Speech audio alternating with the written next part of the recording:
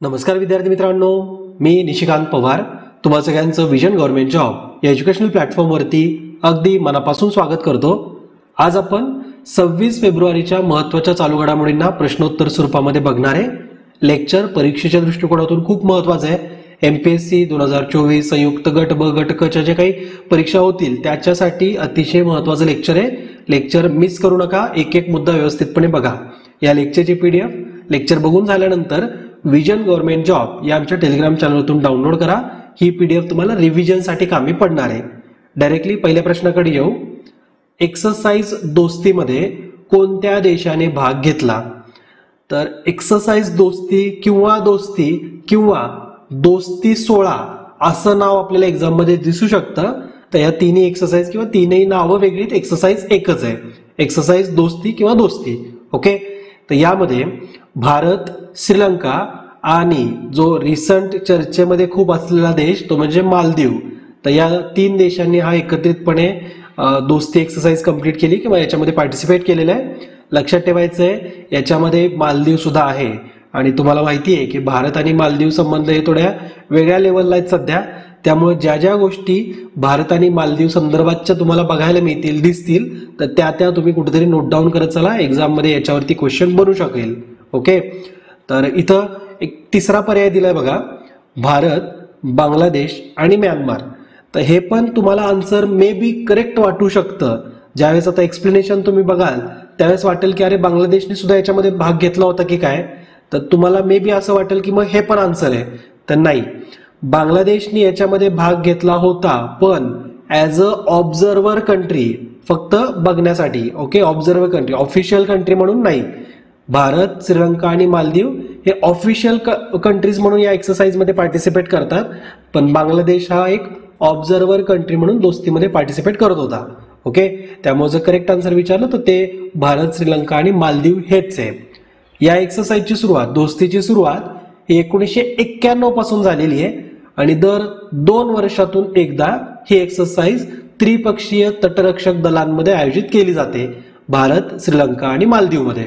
Okay, याची सुरुवात ही भारत आणि मालदीवनी केलेली आहे 1991 मध्ये। पुढे जाऊन 2012 मध्ये श्रीलंका याच्यामध्ये ऑफिशियली भाग घ्यायला सुरू झाला आणि आता 2024 मध्ये 16वी आवृत्ती भारत, श्रीलंका आणि मालदीवच्या दरम्यान तटरक्षक दलांच्या दरम्यान ही झालेली आणि बांगलादेश याच्यामध्ये पर्यवेक्षक किंवा ऑब्झर्वर कंट्री म्हणून आहे। ओके, या एक्सरसाइजचा नेमका उद्देश काय असतो तर सागरी अपघात रोखणं, प्रदूषणासारख्या परिस्थितींमध्ये ऑपरेशन कशा पद्धतीने आपण राबवू शकतो, त्याचबरोबर इंटर ऑपरेशनॅबिलिटी, सहकार्य हे एकमेकांमध्ये वाढवणं हा या ऑपरेशनचा किंवा या एक्सरसाइजचा मुख्य उद्देश। ओके, आता या लेक्चरच्या माध्यमातून मी तुमची थोडक्यात पुन्हा एकदा रिव्हिजन करून घेतोय भारताचे इतर देशांसोबत होणारे युद्धाभ्यास किंवा लष्करी सरावाची। ऑस्ट्रेलिया सोबत आपण ऑस्ट्रा हिंद, ऑसी इंडेक्स आणि पिच ब्लॅक नावाचा एक्सरसाइज कंप्लीट करतो। बांगलादेश सोबत आपण संप्रीती, इजिप्त सोबत आपण सायक्लॉन, फ्रान्स सोबत शक्ती, गरुड आणि वरुण ह्या एक्सरसाइज आपण फ्रान्स या देशासोबत करतोय। इंडोनेशिया सोबत गरुड शक्ती, इस्रायल सोबत ब्ल्यू फ्लॅग, हे नाव विसरायचं नाही, ब्ल्यू फ्लॅग आपण इस्रायल सोबत करतो।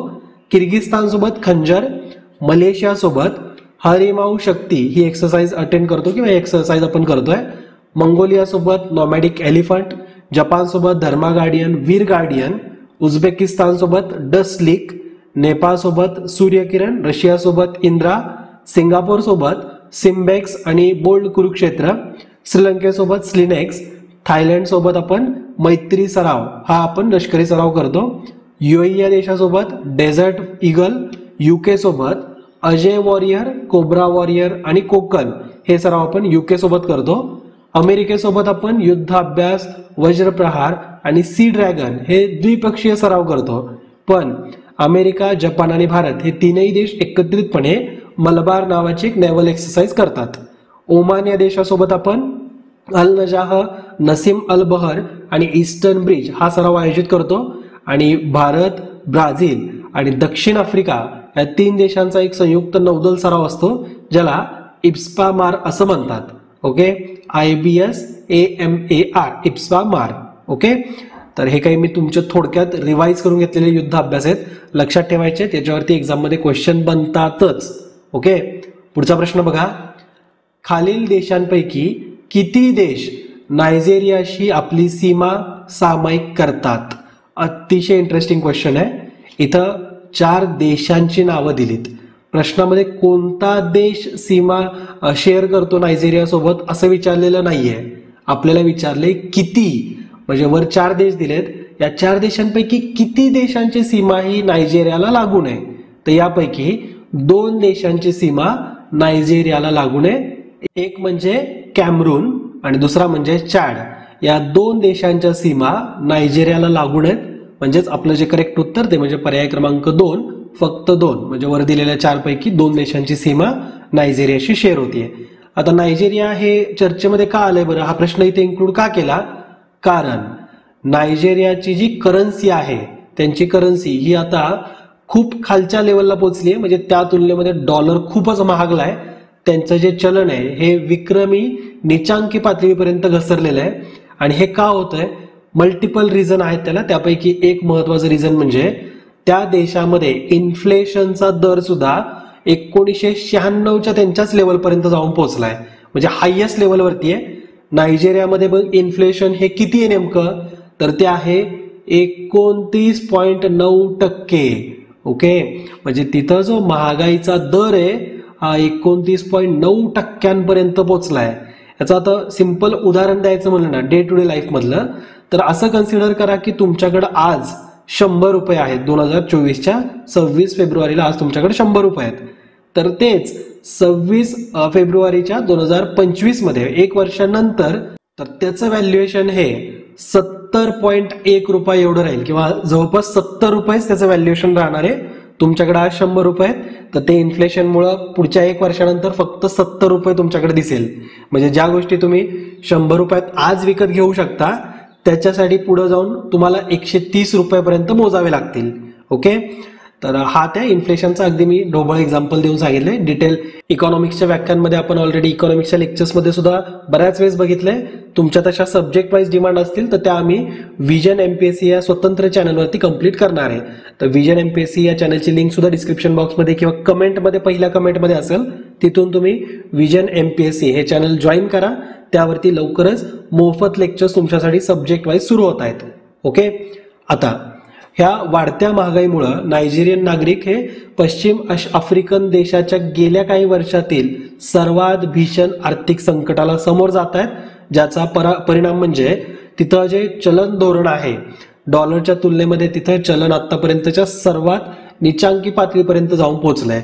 या परिस्थितीमुळे तिथं गृहयुद्ध निर्माण होते की काय अशी परिस्थिती आहे. देशामध्ये संताप आहे आणि निषेध व्यक्त होत आहेत. ताज्या आकडेवारीनुसार 2024 मध्ये महागाईचा दर हा 29.9% वाढलाय, जो 1996च्या सगळ्यात उच्चांकी पातळीवरती आहे. यामुळे मग तिथं जे काही मूलभूत सुविधा आहेत त्या सुद्धा बऱ्यापैकी महागल्यात. नायजेरियाची जर तुम्ही जीडीपी बघाल तर ती $1.365 ट्रिलियन एवढी आहे. ओके, नायजेरिया देशाबद्दल जर आपण थोडा भूगोलाविषयीचा जर अभ्यास केला तर या मॅपमध्ये तुम्हाला नायजेरिया हा देश दिसतोय. नायजेरियाच्या आजूबाजूचे देश जर तुम्ही बघाल तर उत्तरेला नायजेरिया देशाची सीमा लागून आहे, चाड या देशाची सीमा लागून आहे, त्याच्या खाली इथं कॅमरॉन या देशाची सीमा लागून आहे. नायजेरियाच्या दक्षिणेकडे एका समुद्राची सीमा लागली आहे बघा, हा समुद्र म्हणजे अटलांटिक ओशन. आणि नायजेरियाच्या पश्चिमेला जर तुम्ही इथं बघितलं तर बेनिन या देशाची सीमा नायजेरियाला लागून आहे. नायजेरियाची जी कॅपिटल आहे ती म्हणजे अबुजा. नायजेरियाचं एकूण क्षेत्रफळ हे 9,23,769 चौरस स्क्वेअर किलोमीटर एवढं आहे. ओके, आणि नायजेरियाची लोकसंख्या साधारण 23 कोटींपर्यंत पोहोचली आहे 2023च्या त्यांच्या आकडेवारीनुसार. आणि त्यामुळं नायजेरिया हा आफ्रिकेतला सर्वाधिक लोकसंख्या असलेला देश सुद्धा बनलाय आणि त्याचबरोबर जगातला 6व्या क्रमांकाचा सर्वात मोठा लोकसंख्या असलेला देश आहे. ओके, आता ऍटलिस्ट तुम्हाला नायजेरिया देशाचं इम्पॉर्टन्स तरी समजलंय की आफ्रिका खंडातला सर्वात जास्त लोकसंख्या असलेला देश आहे आणि तिथं जर आर्थिक संकट आलं तर याचा परिणाम निश्चितच आजूबाजूच्या देशांना सुद्धा होईल, आफ्रिका खंडाला होईल. ते म्हणजे अबुजा. नायजेरियाचं सगळ्यात मोठं शहर आहे ते म्हणजे लागोस. लागोस हे शहर नायजेरियातलंच नाही तर आफ्रिकेतलं सगळ्यात मोठं महानगर म्हणून ओळखलं जातं. तिथं ऑफिशियली इंग्लिश ही भाषा बोलली जाते, पण नायजेरियामध्ये एकूण 525 पेक्षा जास्त वेगवेगळ्या भाषा बोलल्या जातात. ओके, तर हे सुद्धा इम्पॉर्टन्स तुम्ही नायजेरिया विषयीचं लक्षात ठेवा. आपल्याला जॉग्राफिकल पॉइंट ऑफ व्ह्यू आणि तिथलची लोक कसे आहेत याचा अंदाजा यायलाच पाहिजे, जेणेकरून आपल्याला प्रत्येक एखाद्या त्याच्या इन्सिडन्स बद्दलचं महत्व लक्षात राहील. ओके, पुढचा क्वेश्चन बघा. प्राचीन बदामी चालुक्य मंदिरे नुकतीच कोणत्या नदीच्या काठावरील गावात सापडली?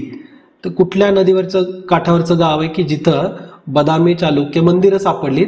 आता चालुक्यांची मंदिर आहे ती. तुम्हाला माहिती असेल की चालुक्य घराणं हे भावंडांचं घराणं होतं, त्याच्यामध्ये बदामी भावंड, त्याच्यानंतर इतर म्हणजे पूर्वेकडचे पश्चिमेकडचे असे त्यांचे वर्ग आहेत. तर बदामी चालुक्य मंदिरं ही रिसेंटलीच कृष्णा नदीच्या काठावरच्या गावावरती सापडलीत आणि ते कृष्णा नदीजवळचं जे गाव आहे हे आहे तेलंगणामधलं मुदिमानिक्यम. ओके, मुदिमानिक्यम ह्या तेलंगणामधल्या गावामध्ये सुमारे 1300 ते 1500 वर्ष जुनी 2 बदामी चालुक्य मंदिरं सापडलीत. त्यामध्ये एक शिला सुद्धा सापडली. शिलालेख जो सापडलाय हा सुद्धा 1200 वर्षांहून अधिक जुना आहे. ओके, चालुक्यांनी 6वे ते 12व्या शतकापर्यंत दख्खनवरती राज्य केलेलं, ज्यामध्ये बदामी चालुक्य आणि पश्चिम पूर्व चालुक्य बंधू अशा प्रकारची त्यांची घराणी आहेत. पुलकेसी पहिला हा चालुक्यांचा एक पराक्रमी राजा म्हणून ओळखला जातो, ज्यांनी 550 मध्ये बदामी घराण्याची सुरुवात केलेली आहे. म्हणजे त्याची राजधानी जी होती ही बदामीला होती, म्हणून बदामीचे चालुक्य घराणं असं म्हणून पुलकेसी पहिला याची ओळख आहे. ओके, त्यानंतर पुलकेसी द्वितीय जो होता चालुक्यांचा, त्यांनी सुद्धा साम्राज्याचा विस्तार केला होता.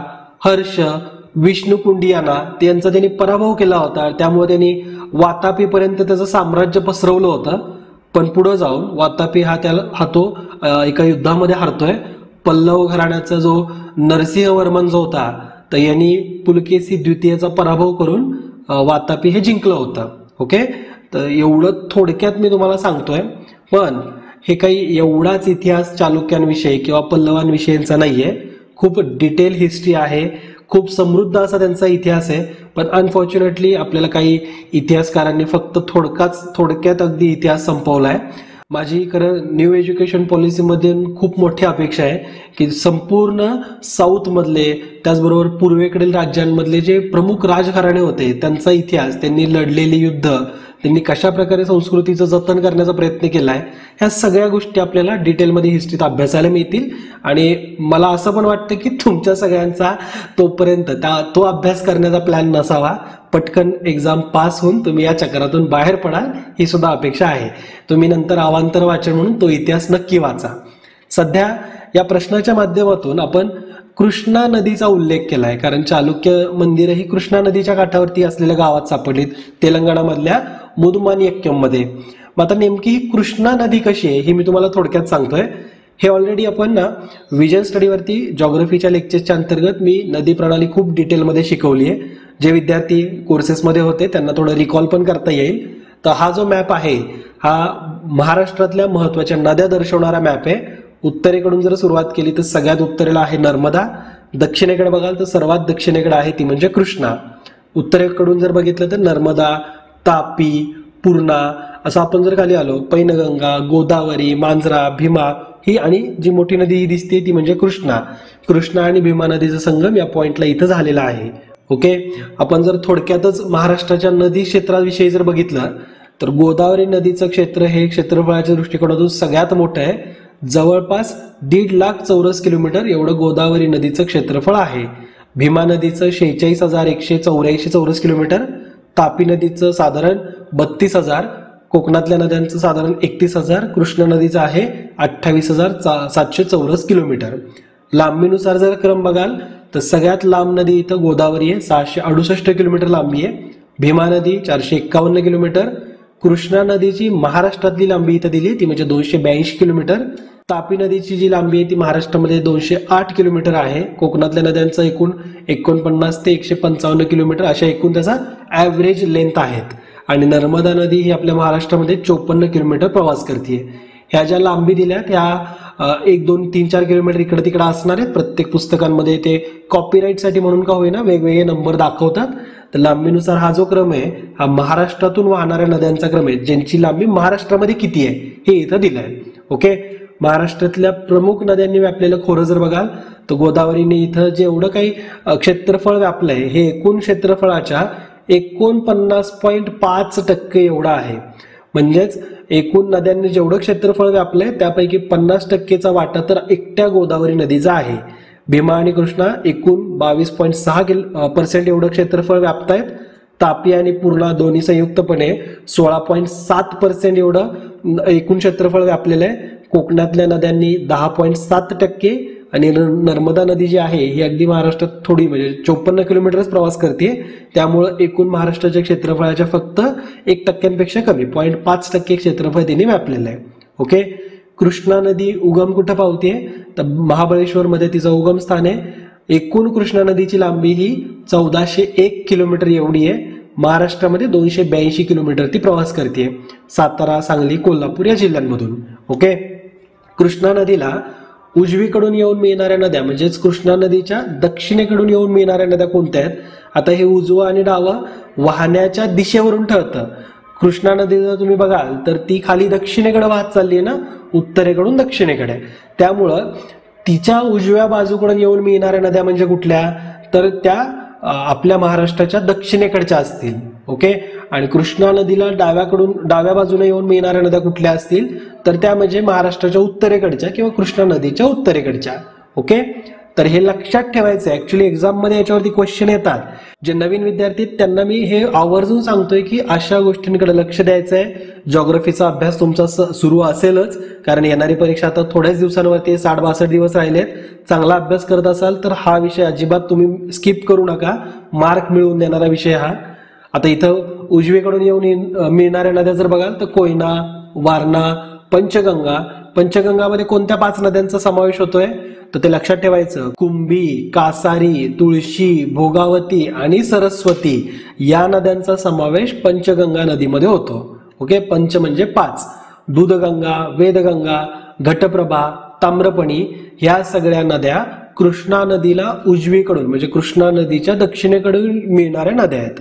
ओके. डावीकडून येऊन मिळणाऱ्या नद्या कोणत्या तर येरणा, नंदला आणि अग्रणी ह्या नद्या कृष्णा नदीला डाव्या बाजूने येऊन मिळतात. आता तुम्ही इथं म्हणाल की सर भीमा नदी का मेन्शन नाहीये तर भीमा नदी ही महाराष्ट्राच्या बाहेर कृष्णा नदीला जाऊन मिळते आणि ती कृष्णा नदीची उत्तरेकडून येऊन मिळणारी नदी म्हणजे कृष्णा नदीला डाव्या बाजूने येऊन मिळणारी नदी आहे. हे तुम्ही लक्षात ठेवू शकता. ओके. तर आय होप तुम्हाला या प्रश्नाच्या माध्यमातून जिओग्राफी मधला महाराष्ट्रातल्या नद्या त्यातली सुद्धा कृष्णा नदी अगदी डिटेलमध्ये समजली असेल. पुढच्या प्रश्नाकडे येऊ. स्मार्टफोन निर्यातीत कोणते राज्य आघाडीवर आहे. स्मार्टफोन निर्यातीमध्ये तामिळनाडू हे राज्य भारतात आघाडीवरती आहे. भारतातून जेवढे काही मोबाईल स्मार्टफोन हे एक्सपोर्ट होतात त्यापैकी तामिळनाडू राज्याचा वाटा 38% आहे. 38%. ओके. आता भारतातून नेमके स्मार्टफोन किती निर्यात होतात म्हणजे एक्सपोर्ट केले जातात तर जे काही आपण मागच्या दशकामध्ये जेवढे काही स्मार्टफोन निर्यात करत होतो तो एकूण जगाच्या 1% वाटा होता. आता सध्या ते 1%चं कॉन्ट्रीब्युशन वाढलेलं आहे आणि आपण जगाचा मोबाईलचा 2.5% वाटा हा एक्सपोर्ट करतोय. ओके. तर एक प्रगती आहे. 10 वर्षामध्ये आपण थोडं तरी अचीव्ह केलेलंच आहे. जिथं आपण 1%च निर्यात करायचो आता ती वाढून 2.5% पोहोचली आहे. चीनचा वाटा जो आहे ना जगाच्या स्मार्टफोन एक्सपोर्टमध्ये हा निम्म्यापेक्षा जास्त आहे. 2022 मध्ये जागतिक स्तरावर चीननी जगाच्या निम्म्या स्मार्टफोनची निर्यात करून निर्यात क्षेत्रामध्ये दबदबा निर्माण केलाय. आपण आपलं कंपॅरिझन आपल्याच त्या काळातल्या एका कॉम्पिटिटर सोबत करू शकतो. तो म्हणजे व्हिएतनाम हा देश. व्हिएतनाम आणि भारत हे दोनही 2010 मध्ये एकूण जगाच्या मोबाईल निर्यातीत फक्त 1%चा वाटा घेत होते. 1%पेक्षा कमी भारत आणि व्हिएतनाम 2010 मध्ये. पण 2022 मध्ये भारताचा वाटा हा 1%वरून किती वाढलाय तर 2.5% पण व्हिएतनामचा जो वाटा आहे ना तर तो 1%वरून 12% पोहोचला आहे. म्हणजे बघा की व्हिएतनामनी भारतापेक्षा किती मोठ्या प्रमाणात एफर्ट देऊन एक्सपोर्ट वाढवला असेल की त्यांचा एकूण जगाच्या एक्सपोर्ट मधला वाटा 12%चा आहे. ओके. आणि एकूण जगामध्ये जर आपण विचार केला तर भारताचा एकूण 7वा क्रमांक लागतो मोबाईल एक्सपोर्टमध्ये किंवा स्मार्टफोन एक्सपोर्टमध्ये. हाँगकाँग, UAE, चेक रिपब्लिक, अमेरिका, दक्षिण कोरिया हे सगळे देश आपल्यापेक्षा जास्त मोबाईल एक्सपोर्ट करतात. म्हणजे आपला 7वा क्रमांक आहे, तर पहिले 6 मध्ये चीन, व्हिएतनाम, हाँगकाँग, संयुक्त अरब अमिरात किंवा UAE, चेक रिपब्लिक, अमेरिका आणि दक्षिण कोरिया या देशांचा समावेश होतो. ओके.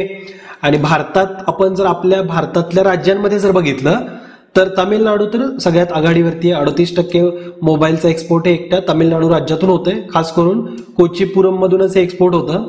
उत्तर प्रदेशमध्ये गौतम बुद्ध नगर, कर्नाटकमध्ये कोलार हे सुद्धा जिल्हे आता स्मार्टफोनच्या निर्यातीत आघाडीवरती आहेत. ओके.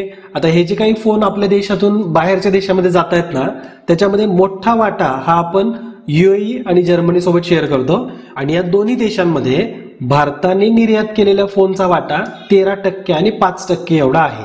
म्हणजे जेवढे फोन UAE मध्ये दरवर्षी मागवले जातात त्यापैकी 13% फोन हे भारतातून जात आहेत. जर्मनीमध्ये तो वाटा हा 5% आहे. ओके. पुढचा प्रश्न बघा. कोणत्या ज्येष्ठ गायकाला लता मंगेशकर पुरस्काराने सन्मानित करण्यात आले? तर ते ज्येष्ठ गायक म्हणजे सुरेश वाडकर. सुरेश वाडकर यांना गान सम्राज्ञी लता मंगेशकर पुरस्काराने सन्मानित करण्यात आलं. हा पुरस्कार एकनाथ शिंदे, मुख्यमंत्री एकनाथ शिंदे आणि उपमुख्यमंत्री देवेंद्र फडणवीस यांनी दिलेला आहे. विशेष सन्मान चिन्ह वगैरे याच्यामध्ये दिलं जातं. सुरेश वाडकर यांनी खूप प्रसिद्ध अशी गाणी म्हटलेली आहेत किंवा फेमस केलेली गाणी आहेत. सपने में मिलती है हे गाणं त्यांनी स्वतः म्हटलेलं आहे. म्हणजे खूप लोकप्रिय झालेलं गाणं आहे ना ते. तुम्हाला त्यांची कुठली फेमस गाणी माहिती आहेत हे मला कमेंट करून कळवा. म्हणजे मला पण कळेल की खरंच सुरेश वाडकरांची गाणी ही तुमच्या कानामध्ये कधी वाजलीत का. ओके. 2021 मध्ये त्यांना पद्मश्री पुरस्कार सुद्धा मिळालेला आहे, जो आपल्या भारताचा 4था सर्वोच्च नागरी सन्मान आहे. पद्मश्री 2021 मध्ये सुरेश वाडकर यांना मिळालाय. 45हून अधिक वर्ष त्यांनी आतापर्यंत या क्षेत्रामध्ये काम केलंय. ओके.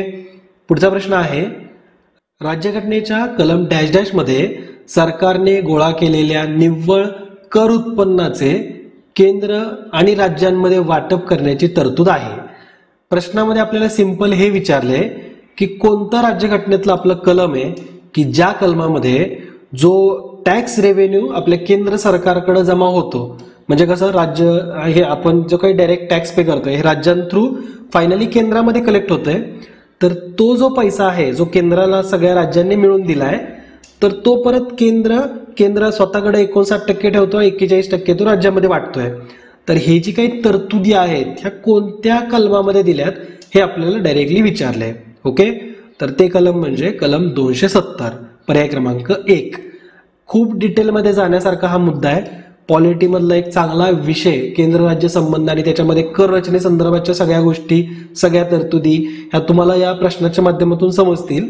पण मी या लेक्चरमध्ये डिटेलमध्ये आणखी नाही जाणार, कारण ऑलरेडी आपण जॉग्रफीचा एक मुद्दा या लेक्चरमधून बघितलाय ना डिटेलमध्ये, तोच तुम्ही लक्षात ठेवावा अशी अपेक्षा आहे. हा जो मुद्दा आहे पॉलिटीचा, याच्यावरती जर तुमची इच्छा असेल तर मी एक स्वतंत्र सेपरेट लेक्चर घेऊन येईल. ज्या पद्धतीने आपण मराठा आरक्षणाचा मुद्दा समजून घेतलाय, जपानच्या इकॉनॉमी विषयी आपण स्वतंत्र लेक्चर घेतलं, तसं एखादं लेक्चर हे या टॉपिकवरती केंद्र आणि राज्यांच्या करांच्या हस्तांतरांविषयीचा जो विषय हा आपण व्यवस्थितपणे समजून घेऊ. 15वा वित्त आयोग आपल्याला समजून घेता येईल, 14वा वित्त आयोग समजून घेता येईल. त्यामुळे तसं जर तुमची इच्छा असेल तर प्लीज कमेंट करून कळवा. स्वतंत्र मी याच्यावरती लेक्चर घेऊन येईल. त्यामध्ये आपण आर्टिकल्स जे महत्वाचे आहेत हे या संदर्भात येतात. 270 आहे, 275 आहे, 80 आहे, अगदी डिटेलमध्ये बघू. तुम्ही तसं कमेंट करून कळवा. ठीक आहे. पुढचा प्रश्न बघा. अलीकडेच अमूलने आपला डॅश डॅश वा वर्धापन दिन साजरा केला. तर अमूलने हा 50वा वर्धापन दिन साजरा केलाय. म्हणजे अमूलला 50 वर्ष पूर्ण झाले. त्या संदर्भात प्रधानमंत्री नरेंद्र मोदी हे त्या एका कार्यक्रमात उपस्थित होते. एक्झाम मध्ये हा क्वेश्चन बनू शकतो, कारण अमूल ही जगातली 8व्या क्रमांकाची सर्वात मोठी डेअरी कंपनी आहे. ओके. दूध डेअऱ्यांच्या कंपनीमध्ये अमूल ही जगातली 8वी सगळ्यात मोठी कंपनी आहे. अमूलचं एकूण जे काही उलाढाल आहे तर ती 80,000 कोटी रुपयांची वार्षिक उलाढाल आहे. ओके. तर ते आपल्याला माहिती आहे की आपल्या देशांतर्गत ते चीज, आईस्क्रीम, चॉकलेट, दुधाचे सगळे प्रोडक्ट्स हे मोस्टली अमूलचे आपण बघतोय.